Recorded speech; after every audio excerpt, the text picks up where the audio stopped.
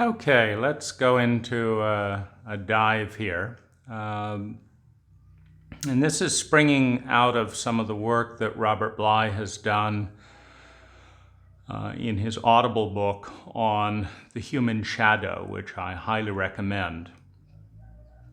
And one of the things that's both obvious but also priceless in its importance is the reality that we cannot begin to grapple with our feelings and thus our body in many ways being a fractal template of the emotional charges held in our experience, that we cannot begin to grapple with our hearts or with our bodies until the reality that has been labeled is labeled correctly. And we call this distinction sanity and insanity. And so when dealing with the healing process or the transformation of abuse, the first step is to go from insanity, which is another word for denial, towards sanity. And in the default mode, it begins by saying everything's fine. Nope, everything's fine, I'm good, everything's fine. You cannot solve a problem that's fine. You cannot integrate something when you're masking the wound. So everything fine is always the starting point. And the next kind of step into this is to become more intimate with the insanity. So for example, in a family system in which it is not, it's forbidden to acknowledge that there's a problem. For example, in perfectionistic family systems where the survival of the family is predicated on the statement and the effort to create a perception that the family is perfect, that the family does not make mistakes. And this is the basis for its survival, meaning where there's a deep trauma in the family system, and that trauma is worked with and overcome with the strategy from some family member or other at some point in time that says, we are going to survive because we're perfect. That's how we're going to do it. No one's going to find anything out about us. You know, and one could think about the time in Nazi Germany. How many family systems might decide that the way to live is to be pure, i.e. perfect, no Jewish blood, no leanings towards anything other than Adolf Hitler. You know, so you're seeking purity as the strategy of survival in the family system. Well, of course, there have to be secrets and records in a tyrannical system like this. The fact that one of your relatives has a Jewish nose, whatever that means that photograph has to be destroyed. The fact that you have a last name or one of your cousins married a Jew has got to be torn up. Now, you know, it's questionable whether it's worth mentioning how absurd this is, because obviously I'm not saying anything negative about Jews. And yet the fear trauma-based dynamic in which association with a value, with a practice, with a history, with a race, with a religion, with a belief system, communism, etc. When survival is paired with contamination of the taboo belief system, or of that which is denigrated within the cult, then you are in a sociopathic cult by definition. In a sociopathic cult, who you are doesn't matter. The perfect ideal that is put forward by the cult leader, who is often the most infected. This cult dynamic, the connection between Adolf Hitler and his own Jewish ancestry and his own feeling of imperfection and impurity and his own inability to accept and deal with his own feelings, mirroring his parental message that who he was as a human being, that who the family was as a human being was unacceptable, was unlovable, creates this fanatical desire for purity, for the destruction of that which is perceived to be blocking survival. Now, this is a fear-based system. This is a traumatic system. This is an abuse cult. It's not based on rationality. It's not based on science. It's based on a cult belief that because certain members in the cult, certain members usually in the power structure, so the family or etc., believe that they are unlovable as a way of processing the fact that they have not been loved, then externalize this belief on other people to say that you are not lovable unless you meet this inhuman standard. And so it's really an externalization of the family dynamic.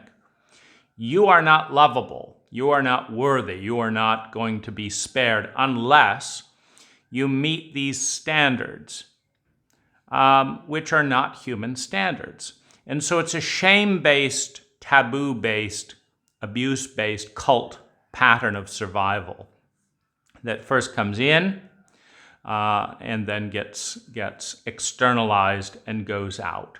In this framework, anyone who experiences themselves as being under the power structure, the children, the citizens, the invaded country, will try to hide parts of their authentic self in order not to be killed, in order not to be humiliated, in order not to be shamed. This is what an abuse cult is. And so the beginning is that everything's fine. And the next level is, I am safe. I am not a Jew. I do love my parents. My country is the greatest. I feel really proud of myself. Whatever it is that is the party line is put forth as the insanity. Because beneath that, there's a wound. There's a part of the self that is not loved and that has regressed, that has gotten smaller in its unloved state, and in doing so reinforced the belief that it's unlovable as a way of transferring responsibility from the person who has the power to love to the object. And this is one of the transferences of shame and of, for example, the inability to make mistakes. If a parent, who by most definitions is supposed to love their child, cannot love themselves and thus cannot love the child, this speaks to an inadequacy within the parent. The adequate parent loves. You're a parent, you don't love. Well, an abuse cult where perfection is the only way to survive, the parent is the power structure in the dynamic, so they're not going to admit that I'm incapable of loving you. They're going to instead transfer their own inadequacy onto the child and say, you are not lovable. It's not that I can't love you. It's you, the little one, are unlovable. And I don't make mistakes. And so one has to understand the psychology and the fear behind a grown-up giant who is so afraid of their own inadequacy that they would foist this onto a child. And when we understand that dynamic, how threatening a child is, because a child in an abuse cult, meaning in a cult that is emotionally illiterate, that is relationally illiterate, that is psychologically illiterate, and to a large extent spiritually illiterate, meaning the connection with the transcendent self, be it the Gaia consciousness of the planet, is so damaged that we are in a state of anesthesia gnawing at our own cheek without realizing it. Meaning the state of the sociopathic, dissociated cult member today is so numb to their umbilical connection to the planet that gave birth to them that they can gnaw at their own cheek under Novocaine and come out with a torn up cheek, but have no sense of how they participated in the self-violation, because the ties with the transcendent, the larger self of which we are a part, have been so butchered that what's there is a dead void. What do you mean? What's the big deal? You just dumped gasoline over an aquifer. So I'm not going to drink it. What's the big deal? I don't get it. I don't get the connection between me buying stock in Monsanto as, various workers around the country are developing skin cancers and this, and people developing all kinds of mental, emotional, physical aberrations. I don't get the idea. What's it to do with me that I'm polluting my ecosphere, that I'm polluting the transcendent that is at one time sacred in a healthy culture, but is something to be raped, denigrated in a violation culture? I don't get it, because I'm numb.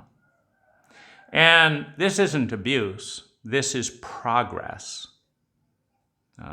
Alice Miller talked about the whole psychology of abuse that is for your own good, and wrote the book of the same title. So we've got lies are the next layer. So my parents did this because they cared about me. That's why they hit me, and this is why they did this. And, they had to do this. Monty Python does the wonderful sketch with Dimsdale and the Piranha Brothers. He had to nail my head to the floor because he had a reputation to keep in the mob. And so it's taking this to the extreme, where everything that is cruel is relabeled as an act of kindness and generosity in order to protect the psyche from a problem of mass. And the problem of mass is that when this energy pattern intersects with this energy pattern has the momentum and mass to dominate, to force its pattern. Now, this, when it is acknowledged head-on, creates helplessness, creates fear, creates terror, creates trauma. When you understand that you as a small infant are a small mass in relationship with a large mass of a family system that will kill you consciously or unconsciously if you do not toe the line. When you understand that, you are now in terror, you're in trauma, because this is what's right, and it will get you killed.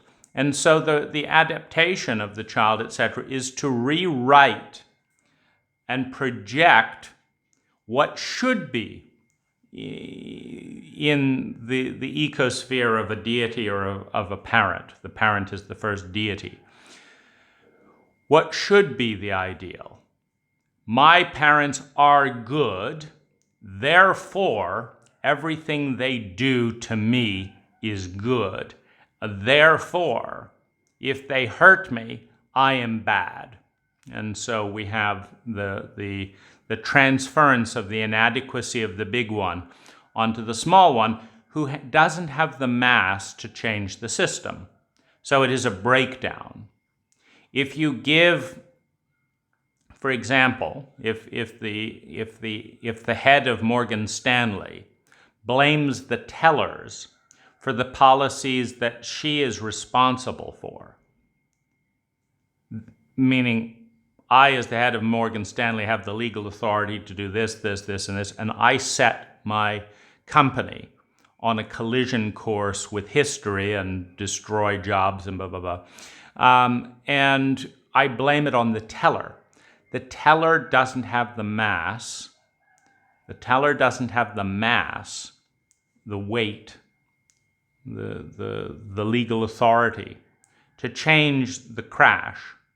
But the teller also can't afford to tell the head of her boss that her boss is a crook, that her boss is a cheapskate, because the cheapskate and the crook can fire her as well as ruin the country and blame her, etc.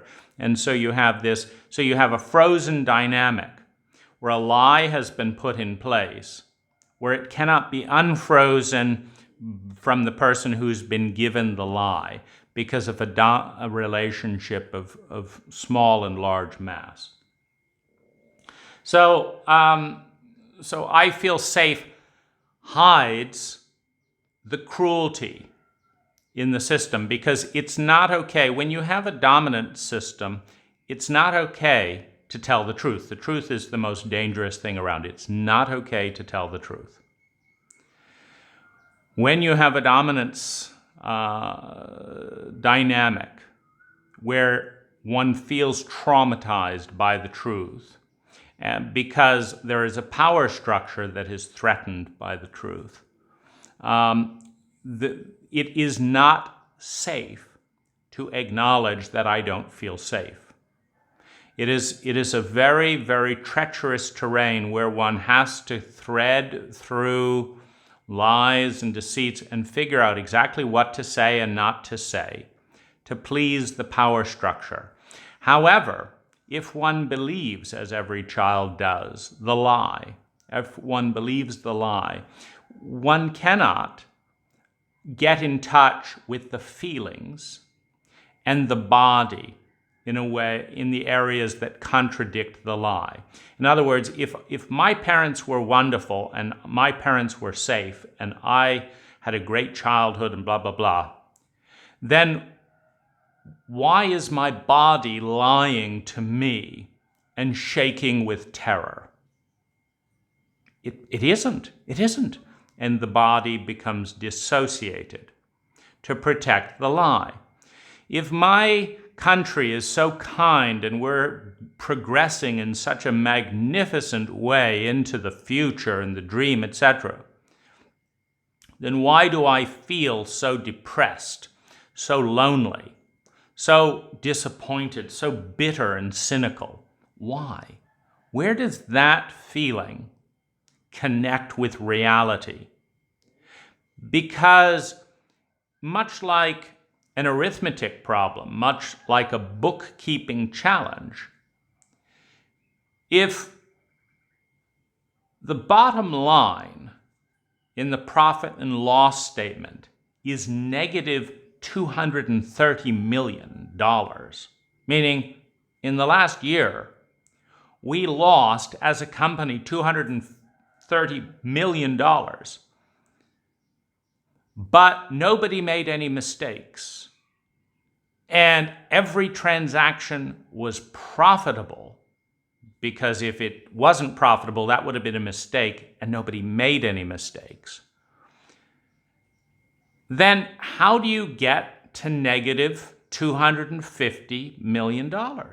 Well, you've got to hide that number. And so when I'm fine rides upon lies that says this is okay and this is okay and this is okay, and those lies must be protected as a survival coping mechanism, the evidence of the lie must be buried. And the burial process, the burial, is in the form of dissociation. Numbness emotionally, numbness physically, dissociation from the physical and emotional self, as a way to reduce the felt helplessness and trauma of a dynamic in which a small mass is colliding with the abuse structure of a large mass that could kill it, that could suffocate it, that could eliminate it. And of course, in the continuum of power structure, you have someone like Pol Pot, on the extreme in the Khmer Rouge, where people would just disappear for the merest hint or whisper that they were doing something wrong. They were doing something that shouldn't have taken place, according to who? According to this guy, Pol Pot, and none of this could be challenged. So you have to bury it and bury it. And it's worth noting, if we look at the Stalinist regime of 20 million, of 20 or more million Soviet citizens being worked to death out of fear for the threat that they posed to a lie. You see, communism in its expression was a lie. But the lie is what propped up the power structure. Racial purity in its German expression was a lie, but it was a lie that validated the power structure of Adolf Hitler. The ideals of the Khmer Rouge, as expressed in Cambodia in the killing fields, was a lie, but it was a lie that legitimized an abusive power structure. The idea that my parents were perfect, didn't make mistakes, were always looking out and striving for the highest ideal, was a lie, but it was a lie that justified the legitimacy of an abusive power dynamic with mental, physical, sexual, emotional abuse. That is masked because of the lie.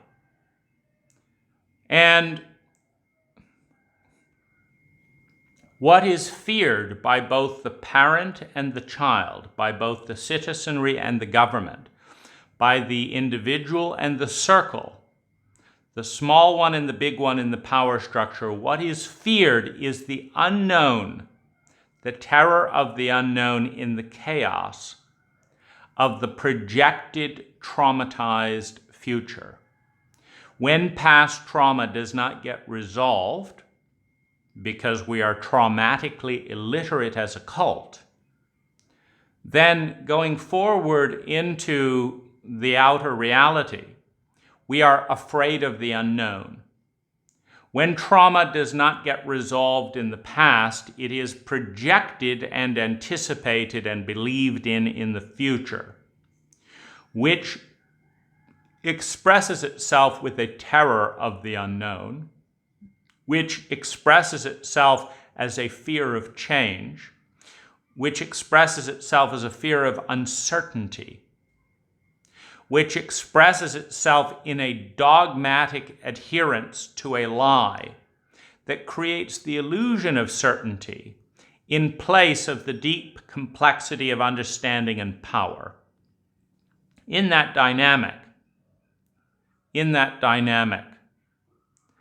everyone is afraid of the lie being discovered, of the dogma being uncovered, and the uncertainty of the unknown presenting itself in all of its majesty and all of its terror, in all of its light possibility and all of its dark possibility, because when trauma is not dealt with, it is suppressed. It is too big to ignore. It is suppressed. All suppression comes from a belief that one cannot win in a direct confrontation with what is suppressed. There is no need to suppress and hide something in an environment where there's no fear. Suppression, denial, secrecy is predicated on a belief that the truth is a traumatic event, that the truth could kill you. It is predicated on that belief, and that belief leads those involved to engage in a desiccation of their connection with reality, of their desiccation of their connection with truth. It leads them to tear up the family photos, to hide certain books, to participate in the ritual torture of the Jewish race, to prove dogmatic adherence to the lie. In Maoist China, it was no different. The belief that this is for your own good, the belief that the state will take care of you, mirroring the parental projection, that belief is a lie. But it is a lie that is a death sentence to acknowledge as a lie, as tyrants in military garb patrol the citizenry, shooting down, humiliating, terrorizing, with no focus on the truth, with a focus on you were the one who seemed to threaten the lie. Of course, the Maoists had to kill teachers and scientists, because teachers and scientists have a connection with data. Teachers and scientists have a connection with data. And data is the biggest threat to a lie. A dogma is always threatened by data. If you follow the data, it will ultimately, in the paradox of reality, undermine every dogma and reveal a more complex world, a more complex connection and pattern or map of the world than the dogmatist is capable of integrating and being responsible for, and which therefore threatens the dogmatist with the terror of overwhelm and uncertainty, which in a traumatic belief structure that says the future is going to kill me, just like the past tried to kill me, and I only barely escape with my life, and I'm suppressing the past out of fear of the past, which must be projected into the future because it's not resolved, because time is spiral. We keep encountering ourselves and reality in one way or another, and we'll continue to have the same fight, the same pattern, the same thing, until we meet that energy pattern in ourselves in a new way and transcend it. at which point we have nothing to fear in the future. Fear is a symptom of pain that was too big to feel and is anticipated in the future. Fear is a symptom of pain that was too big to feel and is believed in and expected in the future. When you do not expect pain, you have no fear. What we expect by way of pain is the violation, the trauma that we could not deal with intelligently in the past, so we relabeled and buried it in insanity and lies and in dogma.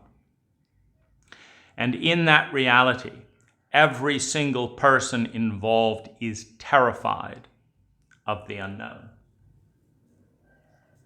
Now, truth, as the third step in this process, reconnects us with our body. There's a thin line, of course, between biology and emotion. If you feel a feeling, it changes your brain. It changes your body. So, in order to hide feelings with insanity and suppress them, one must also numb and dissociate from parts of our body. The parts of our body that speak the truth of the feelings we are committed not to feel. We must sever, cut, violate the interconnectedness of the self in order to protect the ego, in order to protect the government, in order to protect the parents from the truths that are too complex and thus overwhelm and terrify the power structure of the ego, the parent, the group, the government. We block our relationship with the larger self of which we are a part, and in doing so denigrate the spirituality, which is the relationship with the transcendent. The transcendent of what? That which transcends the human ego, that which transcends the human power structure, externalized in parents, government, schools, etc., internalized by the governing decision-making algorithm of the conscious mind of the human ego that says, this is me and that's not me. We are, to a certain extent, sick and diseased. The more separate we are with the largest parts of ourselves, which if you think of the connection with a cell within a larger body, the connection between a cell and a larger body is the connection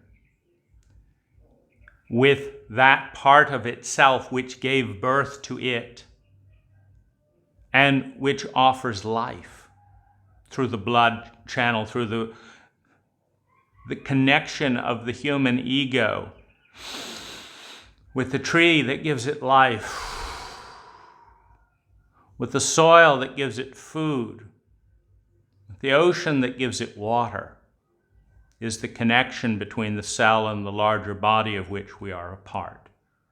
When a cell violates its transcendent relationship with the self, it becomes cancer. And it operates discordantly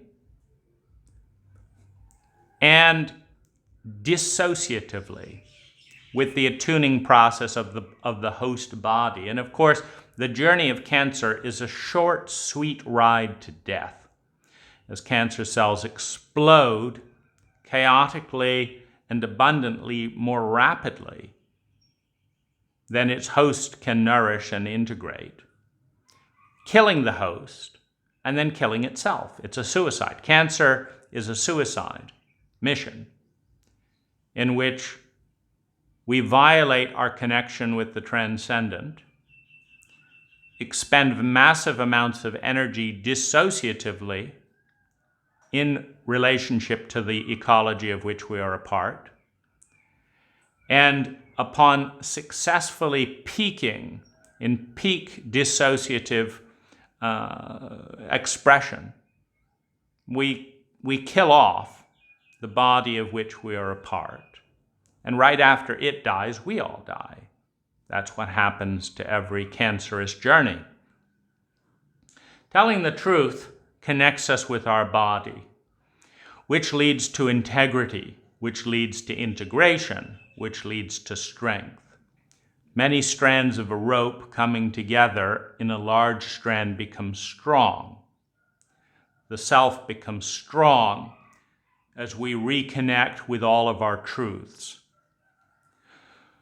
Now, the truth of the dot is a fractal representation of the truth of the circle. In the holographic mapping and the fractal mapping of reality, the small is an expression of the pattern, the fractal pattern of the whole. In a hologram, you can break the hologram into 1,000 pieces and look at one small piece, and in it, the fractal light pattern of the whole hologram can be extrapolated. So once, and this is of course why we are asked to lie. Born into cults of fear and shame, we are asked to lie, not because the cult is afraid of us knowing ourselves, but because the cult is afraid of us knowing them, because the cult is afraid of change, because the cult is the wound in the psyche that is the coping mechanism of the traumatized self, promising one thing, certainty. Every cult is designed to create and disseminate a status quo that is certain, be it barbaric or holy, intelligent or ignorant. That's not the point of a status quo. The social norms of any cult create a lubricating sense of calm with the following very simplistic algorithm. 1, I don't want to die, and I'm afraid of the unknown, and I'm afraid of the future because I have repressed trauma. 2, if I'm still alive after doing X, Y, and Z, that must mean that X, Y, and Z is keeping me alive and is safe. 3, if I do what the majority around me are doing, the majority by definition not being dead, I will be safe and protected from the unknown. 4, therefore, my basis of survival and security is predicated on me copying what a majority is doing without thinking. Because in a traumatized, repressed state, one is not thinking. One is surviving, one is grasping. And I'm grasping and I'm surviving because I'm doing what everyone else is doing. In this dynamic, I am assuaging my terror of the unknown and of the future by copying and religiously, addictively reliving the protocol of the status quo. No cult is 100% intelligent. No cult is 100% data-based because reality is too complex for any cult to capture. The purpose of a cult is to assuage its people's fear of repressed trauma. And this is why the anomalous minorities within any cult have been systematically and barbarically tortured throughout time. A pale is set, a wall is built, and you don't go beyond the pale. You don't cross the wall. You don't break the taboo of your cult. And every good cult has a taboo that transcends all taboos. And the taboo is we do not talk about the rational analysis of the taboos. Because to rationally discuss why, whenever a child is raped, we pretend it didn't happen, reveals the inadequacy of the cult, because it is not rational. It is not kind, it is not loving, it is not scientific, it is not rational. It is a violation of everything sacred.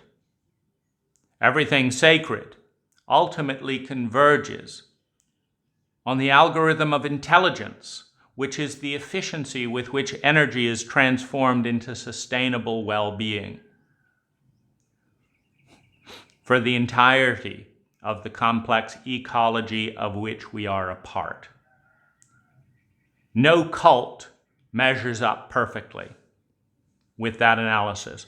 The best we can say of any cult is that over here they do a good job over here relative to this person and this group does a relatively good job of this relative to that group. And this individual is a great communicator relative to 90% of the population. But in its entirety, the very fact that we are reliant on cults to interpret the complexity of the data around us and reduce it into some level of simplistic, heuristic meme, that we stop shivering and shaking and say, okay, I can do that.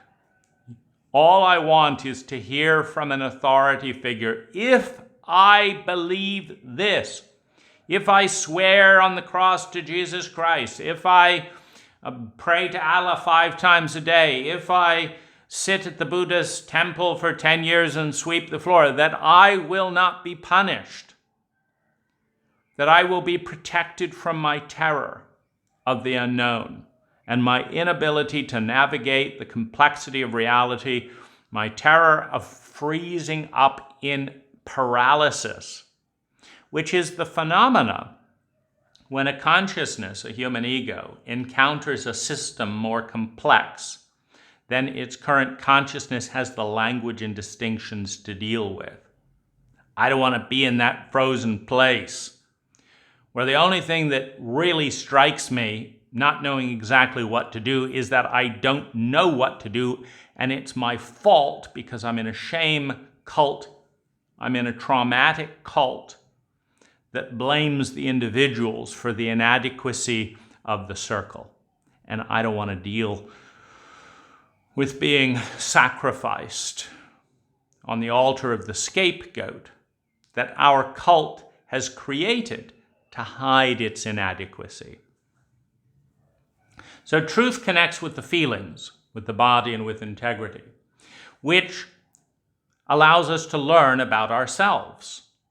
We become conscious of the taboo regions within our own body, within our own self. In doing so, we confront all of our addictions. We confront every single thing that we do to mask a sensation, to mask a feeling. I will do anything. I will tell any lie. I will betray this. I will sleep with my best friend. I will do whatever it takes not to become conscious of this terrain in me. Because at one time I got the message from my cult, my parents, my abuser, that said, if you see this truth, I will kill you. Are we agreed that this never happened? The agreement is made. From that moment, the only thing that is remembered is that death is on the other side of seeing that reality.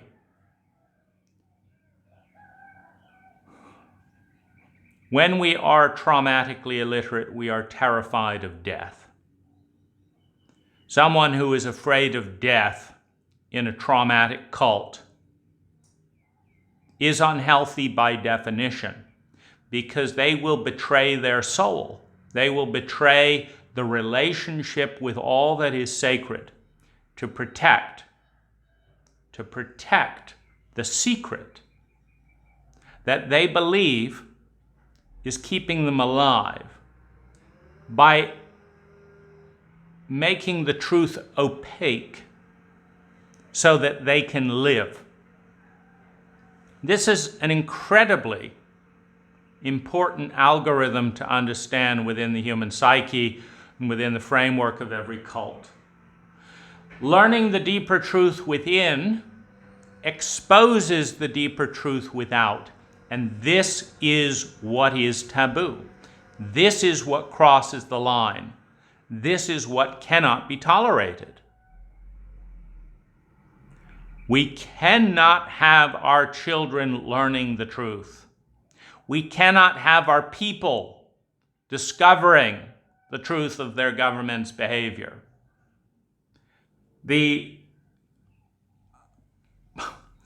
passion with which the United States government goes about protecting itself and its people by ensuring a schizophrenic gap in reality, where one is in an absolute panicked state to make sure that the truth does not get revealed to the people. The truth about presidencies, the truth about diplomacies, the truth about trade, the truth about unidentified flying objects, the truth about psychedelics.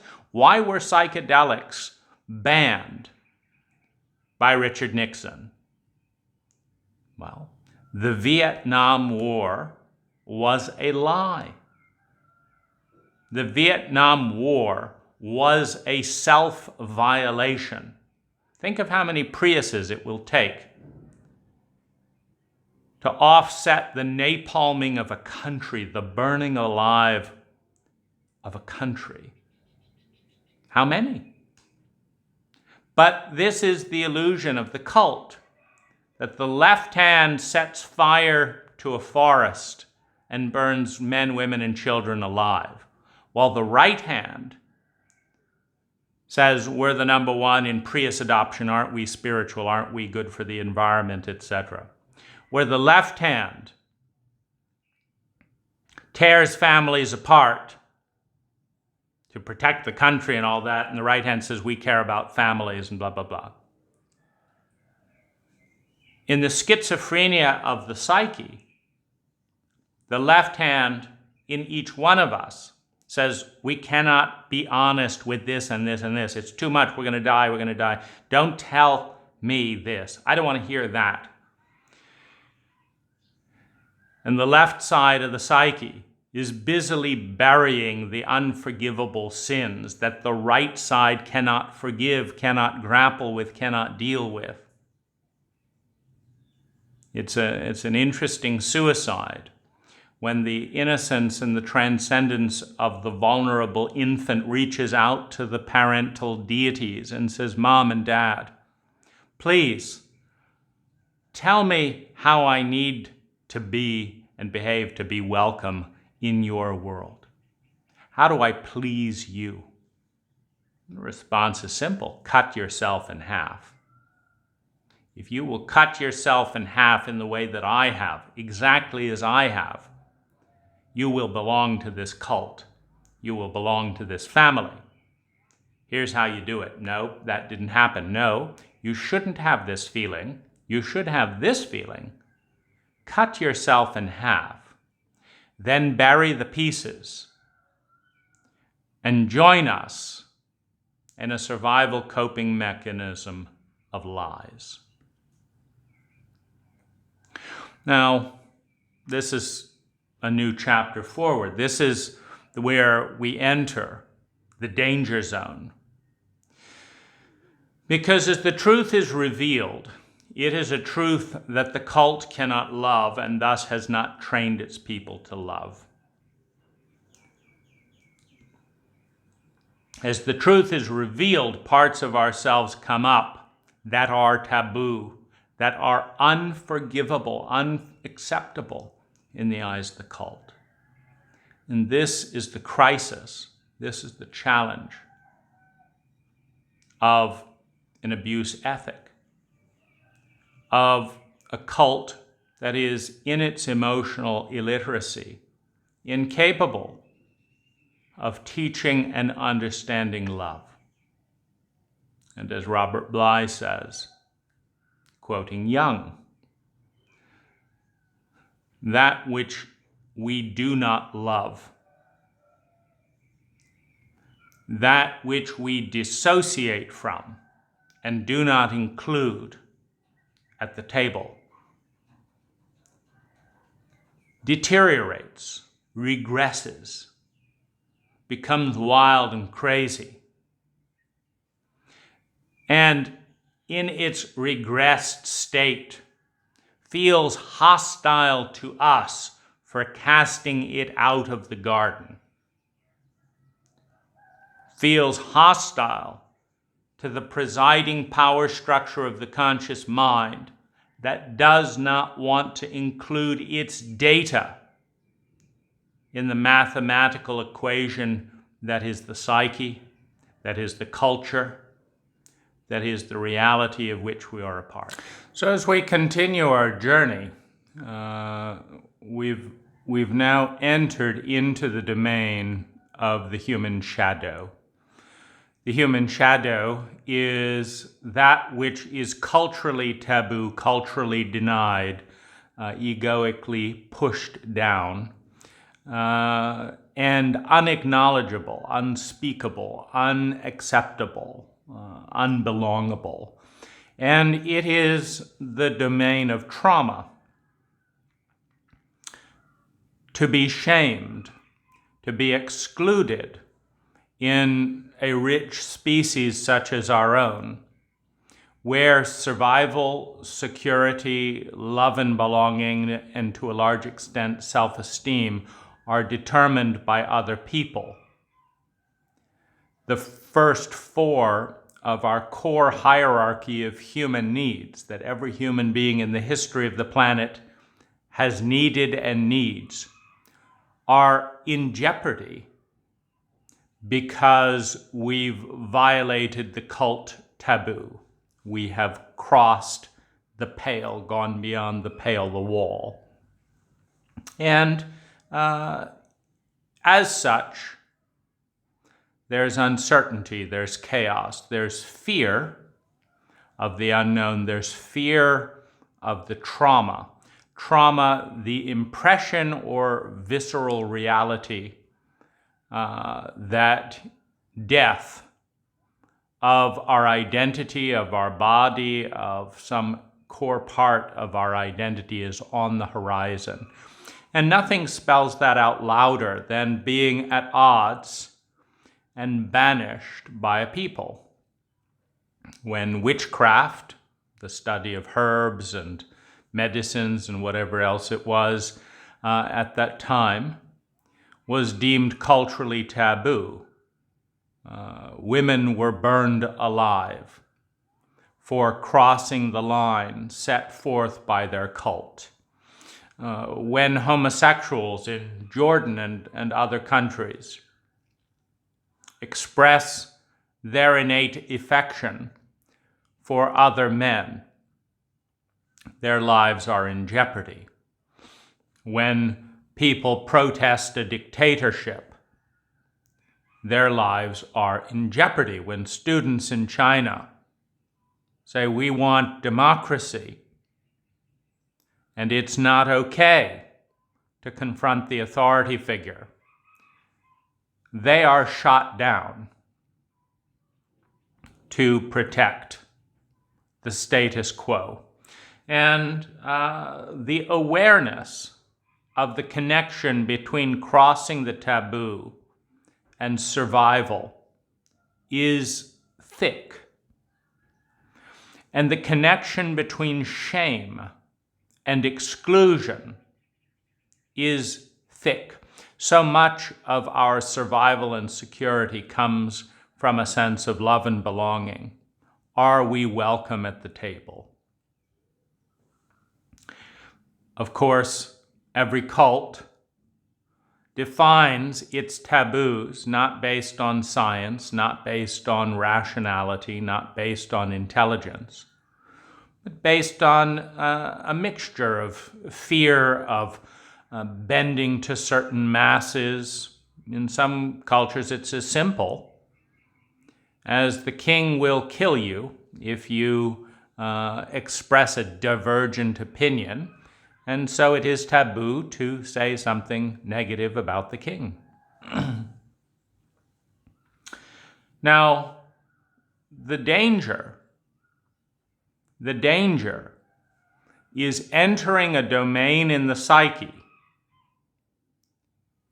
in the presence of beings, ourselves and other people, who lack the capacity to love.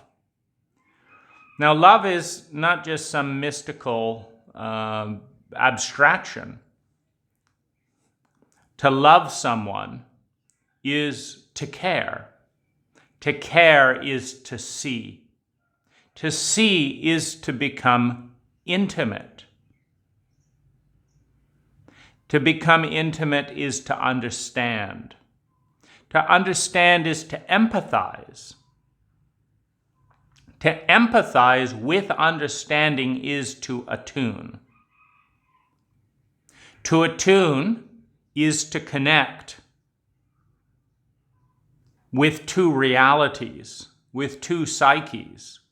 To connect. To connect is to create impact. To attune with impact requires a feedback loop, requires more intimacy, more data. With a back and forth of data and an underlying sense of love, attunement becomes competency, meaning if you're trying to find this connection and you're getting feedback, no, a little bit to the left, a little bit over here, down here, that's it, come in a little bit more. To attune is an expression of competency. Competency at what? At the ultimate value, to create more human well-being with less energy. To create more value with less cost. Because if in order to massage this finger, I've got to cut you open with a razor blade, it's a high cost. But if I can provide enormous value with grace, with efficiency, with excellence, then there's a sense of success. With competency comes success. Success at what? Success at delivering more value and well-being at a lower cost. So we have a movement towards success, a movement towards higher value with lower cost, which means abundance. You know, when robots or looms, let's say mechanically operated looms, take over a factory so that it's not a 14-year-old girl working 12 hours a day to thread this thread through the loom, but it's a machine arm. You have abundance. You have freedom for the girl to do something else. And you have lower cost fabric to such an extent that the clothing we wear today, in many cases, is more luxurious than the clothing of royalty 500 years ago. That the clothing today is more luxurious than the clothing of royalty 500 years ago, and that what might have taken a village and a village's taxes to pay for can be got on Land's End with a buy now for $23, delivered to one's house. And so you have abundance. You have abundance when you have competency. You have an abundance of feeling understood when you have competence. You have abundance of belonging when you have competence, when you have success. You have an abundance of security in one's survival. Now, this abundance creates safety. Safety in what respect? Safety that one's human needs are meetable and that you will meet them. That's safety. I will survive. I will be secure in my survival. I will experience love and belonging. I will love myself, and I will earn the love I give to myself by being the person that I want to be. I will develop my gifts. I will develop my innate talents. I will find a way to attune my gifts and my talents with the world around me. And I will bring abundance to the community. I feel safe that I can do that. I feel safe that the cult around me, that the people around me want to help me do that, and that there's a valuable role for me to play in my community doing that. So I feel safe. I feel abundant. I feel pleasure. That's one of the sensations that says value is being delivered. I feel pleasure. I feel excited. I feel anticipation. I'm alive and present in the moment. So, with love comes competence.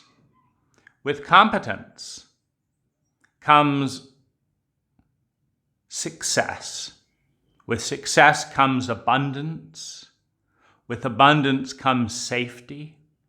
With safety and abundance and success comes gratitude, comes joy, comes anticipation, comes energy.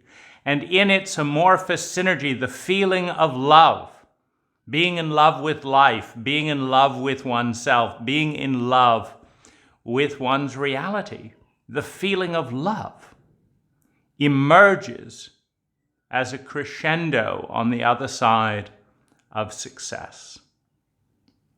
The feeling of love. Love creates love through the doorway of competency, success, and abundance. So, love is not just some amorphous thing.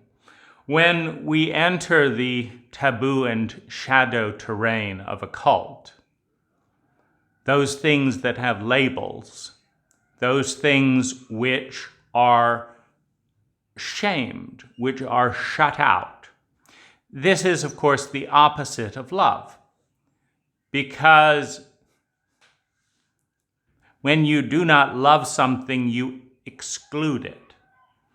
And when you exclude something, when you partition something, when you freeze something, it does not evolve. It deteriorates. It deteriorates. If you take something out of the refrigerator or off of the table and say, we don't talk about that, we're not going to deal with that, we're going to put that over there. That food rapidly deteriorates and becomes moldy, becomes rot, becomes a source of mold spores. And it doesn't go away, it deteriorates into some form of death, some form of decay. And this ties into what Robert Bly speaks about, quoting Jung, that which is not loved regresses, becomes hostile towards us.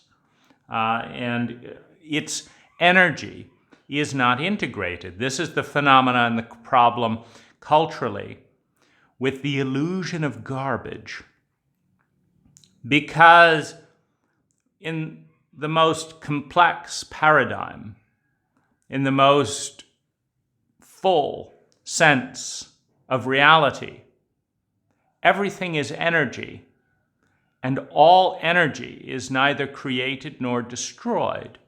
It is transformed into other forms of energy that are either more useful for a given goal or more destructive for a given goal.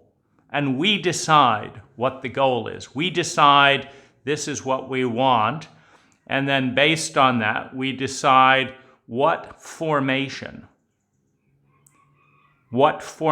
of energy is useful for that goal, and that we give a high value. And this is very, very subjective, as we can tell when we look at gold or bits of paper called money. We've decided we need a medium of exchanging value so that we don't have to lug around furniture, and I'll give you this chest of drawers and you give me 5 chickens, and so we'll just take the abstracted value, put it onto a bit of paper, and we'll exchange the paper because we value grace, we value efficiency. So we want to exchange symbols of value rather than the actual value most of the time. And we don't want a bank account that's filled with six furniture warehouses because we could buy 6 furniture warehouses. No, we want bits of paper that represent the value of 6 furnitures of warehouses. And of course, this makes bank accounts much more inexpensive as opposed to paying the upkeep on all these warehouses. So we've decided what we want, or gold, another abstract medium of value. I mean, who wants bits of paper? Who wants heavy gold bars? What are you going to do with it? You can't eat it. But it's a medium of exchange. It's a symbol of value. We all agree, and so it's valuable. Or we say that a high school diploma is more valuable than no high school diploma. Why? Because what does it symbolize? Well, it's supposed to symbolize diligence or discipline or a basis for normalcy, because you've learned the same history books, true or inaccurate, as everyone else. So you've got this symbol of value. Now, relative to one's technology, certain things we don't know how to do, to deal with. For example, you and I don't know how to take plastic bottles and bags and rotting fish and stuff, the stuff that we put in a little bag called garbage. You and I don't know what to do with that. And so we put it in a bag. And we put the bag in a box outside. And then a big truck comes and takes that and throws it in a big pit in the ground. And we say, that's garbage. But what that really is a rich, dynamic array of resources in a formation that we've created that we lack the intelligence and technology to do something with. It's as much energy as the thing right next to it. That waste pit has as much raw energy in it as the transistor radio, as the iPhone, as any other gadget that we think is really valuable. We just don't know how to get the energy out of that and into something that we know how to digest. So we have an inadequate or an incomplete technology. Technology is the art of transforming energy from one form to another, usually in the direction of creating more human value. If you have the technology of a television, you have the technology of taking energy in a plug and energy in the atmosphere or in a cable line or whatever it is, and turning that into a storyline that this brain knows how to understand because it speaks the same language. And that's the technology, to take energy in one form, put it into energy in another form that is significantly more valuable to us.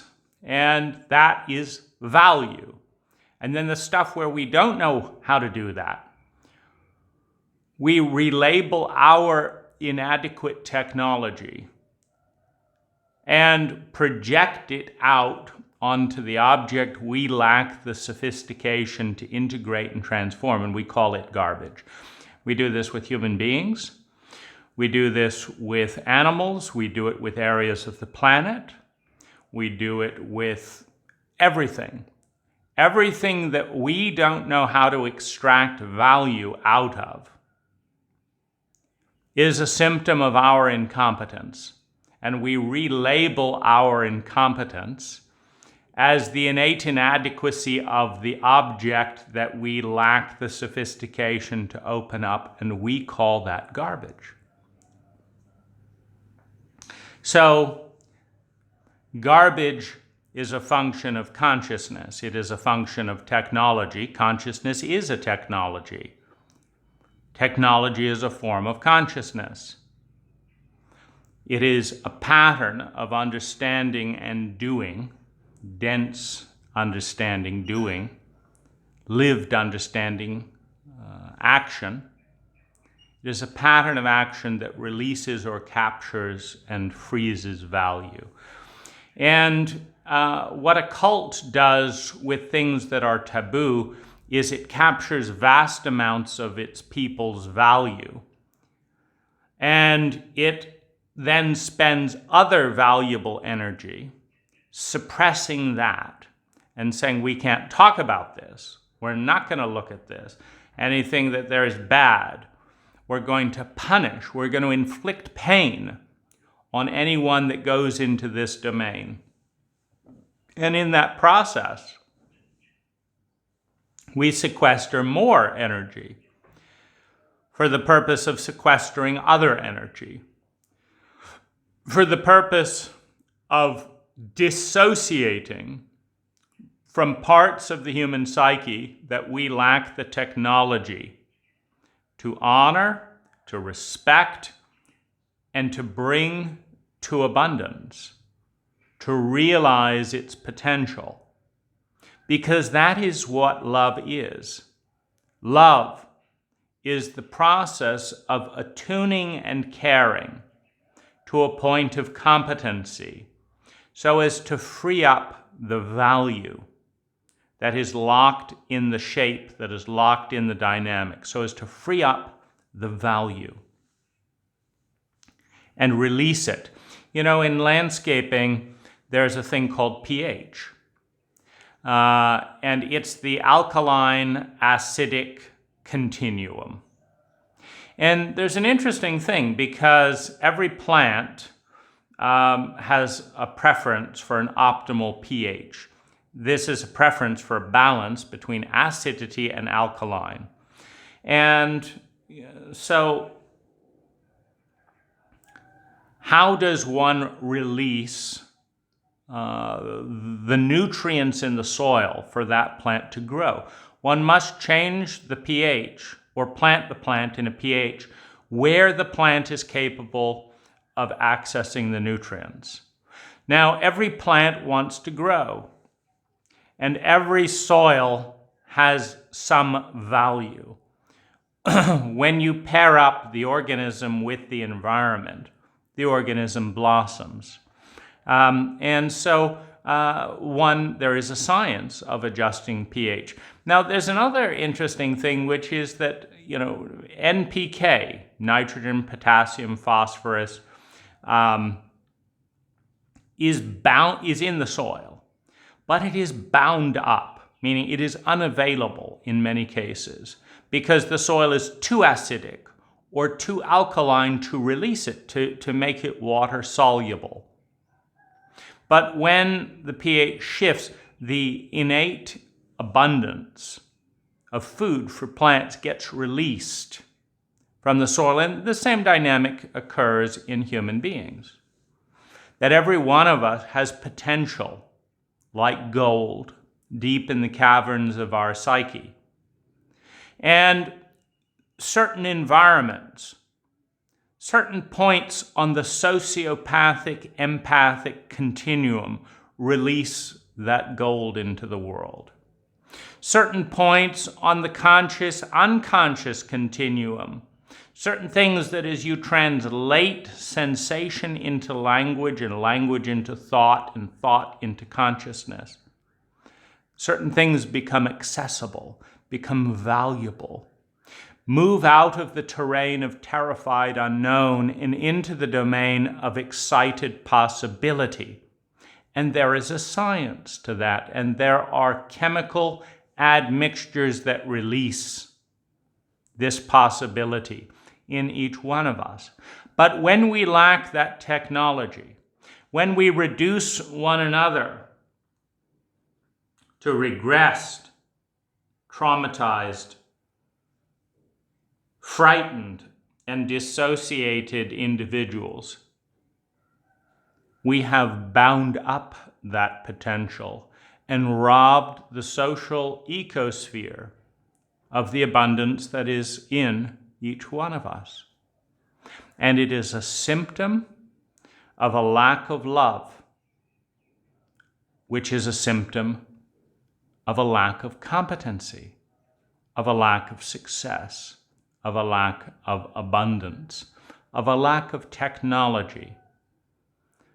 The technology of paradigm, the technology of words, the technology of consciousness, the technology of caring, of integrating. To integrate is to connect, is to have integrity, is to become strong. Disintegrated, our fingers are weak. Integrated, our fingers are strong. Disintegrated, threads of a strong rope snap one by one. Integrated, the rope cannot be broken without 100 times more force. And these sciences, these technologies, in community, in relationship, are present or not to varying degrees. And the danger comes when the metaphorical garbage that we fill our landfills with, when the illusion of the metaphorical garbage that we fill our landfills with comes inside, and we enter a room within the psyche in which we locate the shadow, cursed, dissociated, taboo, raw energy within ourselves and within others. Because one of two things will happen when we find this storehouse of human resource, of human energy, of human shadow, of taboo material within the cult.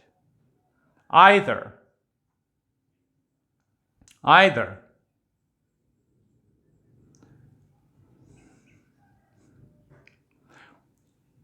we will further dissociate, shame, regress these parts of ourselves, or we will begin the process of strengthening the social, the cultural, the ecological tapestry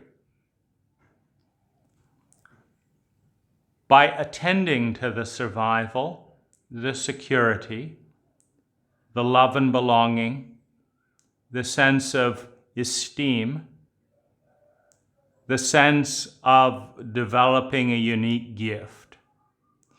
And this is called shadow work, where one goes into the 5-year-old little boy who has been screaming and destroying every romantic relationship because the 5-year-old little boy has had love and trauma crossed. Their parents traumatized them and used the word love. And now you're pursuing love. And the little boy has a goal to stop being loved, i.e. to stop being re-traumatized. And he's busy focusing on that. Feels terribly alone because there was no grown-up adult present. There was a grown-up maybe, there was no adult present. Feels overwhelmed, feels terrified. And all he knows is that to survive, he's got to stop love. Anything with that word is dangerous. And the sociopathic grown-up goes into that room and says, "You little shit. You little shit. You're trying to ruin another of my relationships, trying to make me look uncool." Gives the little boy a kick. Just like the sociopathic parent. Just like the sociopathic cult. And now the little boy just learns that it's not safe to be seen. That not only does he have to destroy love, but he's got to hide and be invisible. So you say, "What are you feeling?" "I don't know." "Okay, well, have a look." "No, I'm not going to have a look." "Up, I've got a new text. I've got to go." Little boy saved the day again. Avoided being seen. Because you're not worth seeing. You're not trustworthy to see. Because you don't know how to love. You don't know how to love that little boy, that little girl. And he's your teacher. She's your resource of wizardry and magic. Because if you can learn to love her with competency, if you can learn to love him successfully, and make an integrated partnership where you disentangle the faulty definitions of language, the insanity, etc., the love. You disentangle the insanity. You protect him when he violates the abuse contract and crosses the taboo of telling the truth. You adore him as he is, who he is, for protecting you. You champion his success. Now, you've created a world of abundance. You've created a world of safety. You've created a world of value where loyalty is innate, where loyalty comes to you in the form of, "Hey, this is happening, what should I do? What should I do?" Where loyalty is innate. So, in this journey, we will come across a pocket of energy that has never been loved by anyone in our reality. That is in trauma, that is in fear. When we encounter this pocket of energy, this resource of vitality, we will do one of two things. We will judge it, suppress it, and shame it, and then project it on other people. We will decide that we are fundamentally unlovable because we get that this is a part of us, and we get that this is completely unlovable because no one has loved it. And when we see it, we copy the template of the abusers who lacked the capacity to love, and we join in the vitriol, in the shame, in the humiliation of this part of the whole, of this part of the holy, of the sacred. We join in degenerating parts of ourselves rather than elevating parts of ourselves. And we lack the capacity. We lack the capacity to navigate this terrain more successfully. We lack the ability to attune to understand, in part because those around us fear us, hate us, partition, judge, attack. The parts in themselves that we are reuniting with and bringing to the table that they cannot love in themselves. This is why it is very unusual to have a distinct minority of individuals within a larger cult capable of loving what the cult cannot love. It is very unusual. You have a few examples of awakened consciousness, a Buddha, a Christ,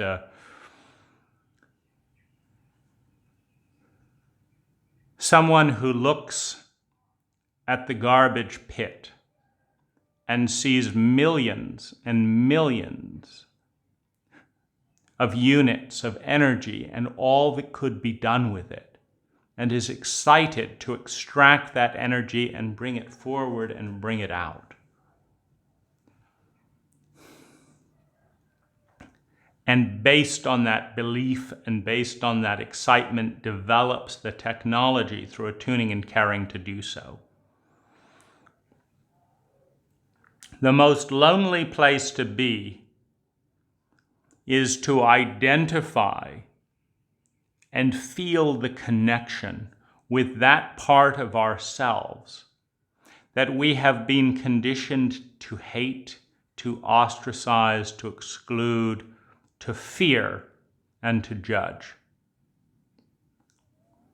And the most healing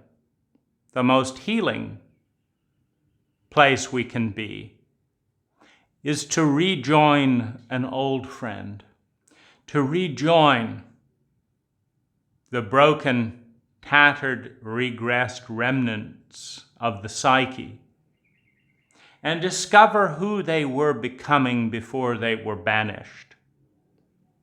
To learn from them secrets we have always wanted to know the answer to, but which were unavailable to the cult-sanctioned personas tolerated within the conscious mind and the cults in which we live.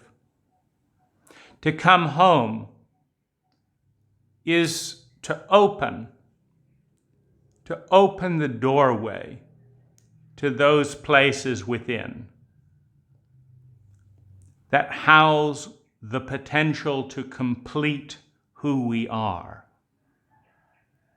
with love, with competency, and with success.